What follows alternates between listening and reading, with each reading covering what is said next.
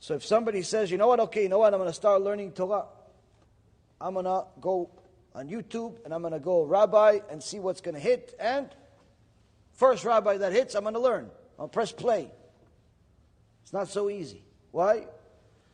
Just because you wanted to do tshuva doesn't necessarily mean that it works so easily. You have to have merit to do tshuva. You have to really want it. Kadosh Baruch Hu says, if you look for me with all of your heart and all of your soul, then you will find me. Meaning that you literally have to have merit for Kadosh Baruch Hu to make it easy for you. The younger you are, the easier it is to do tshuva. It's hard to do tshuva because of the hormones and all of the yetzirah that you have, but if you actually take action, you have a lot more help from Shamayim. But just because somebody says Rabbi such and such and you press play doesn't necessarily mean they're always going to land in the first place. You could have, obviously, one of the heretics that we've spoken about many times tell you that God needs you rather than you need God. The prophet Job made a mistake. HaKadosh Baruch Hu gave him a very, very big test, a test like any other. And Job said, maybe HaKadosh Baruch Hu made a mistake. He's busy, and instead of Job, which in Hebrew is Eyov, maybe the letters are misspelled out there. In Shamayim, it's Oyev, which means enemy. So Job gets rebuked by his dear friend, Yehu. And Yehu is a Talmid Chacham.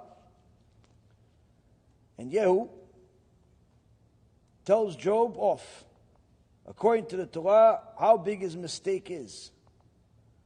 That you think for a second that you are righteous and HaKadosh Baruch Hu in essence is wrong.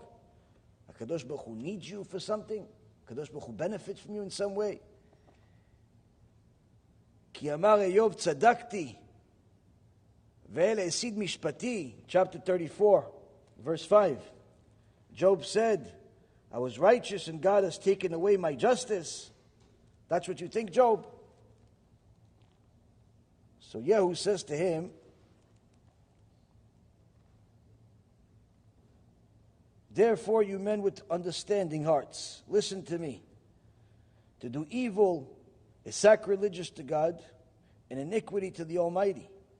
For He repays the deeds of man and causes man to find according to his conduct.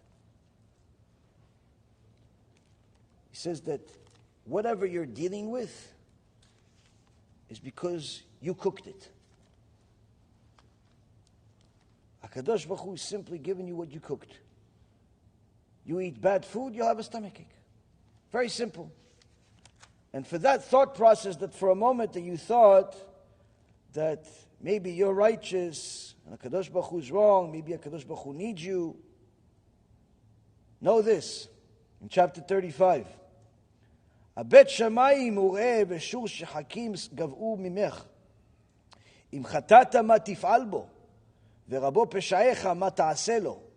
אם צדקת מה תיתן לו, ומה מידיך ייקח. Look at the heavens and see. Gaze at the skies that tower above you. Meaning, look how glorious Hashem is. Extraordinary the creation is. Every little detail out there. Kadosh Baruch Hu could have simply made everything gray, one color. We wouldn't know the difference. Could have made everything one taste. Look at how many details HaKadosh Baruch Hu put in the creation. So much so that HaKadosh Baruch Hu put a survival instinct inside his creation. If you simply look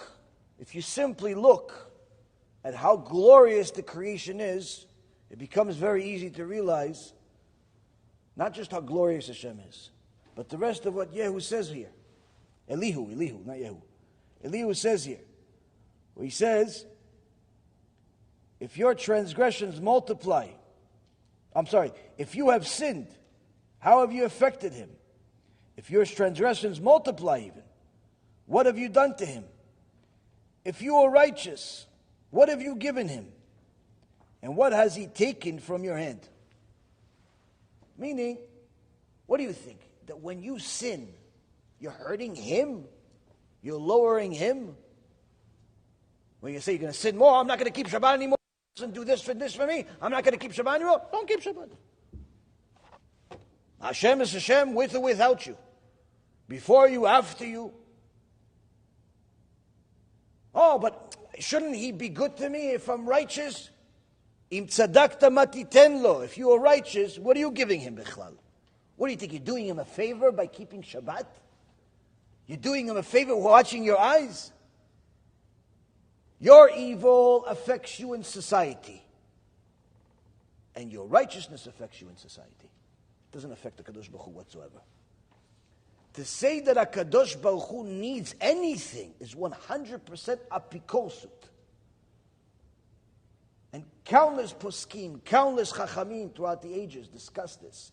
You go to Chovot HaLevavot, you go to the Gemara, you go to different chachamim to discuss and the philosophical aspects of the Torah. Chas v'shalom that a person would say that God needs anything. Which means that if a person simply says, you know what, I'm going to go to Rabbi such and such, because I want to be righteous.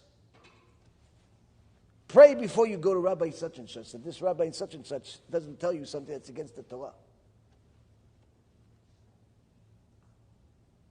You have to mamash pray to HaKadosh Baruch Hu, give me a chance to be your servant. But the mind of a person starting out doesn't work that way. The mind of a person that's starting out typically thinks that their righteousness, in essence, makes HaKadosh Baruch Hu obligated to them. He owes them. If I'm righteous, he's going to give me more money, right? If I'm righteous and keep such and such, then he's going to give me my zivug, he's going to give me my parnasah, and he's going to give me this. Where do they learn this mentality? Aside from the Yetzirah soldiers that sell Judaism for free. They sell it. They tell them, listen, if you keep this, you're going to get this. If you keep this, you're going to get this. And although there are different zgulot for different things that a person does, that's never the reason of why we serve HaKadosh Baruch Hu. As Sefer Eiyov says, in tzadakta matitenlo, that even if you were the most righteous, what are you giving him? It's all for you. The question is, how do we see it? How do we get to a point of seeing that it really is for us?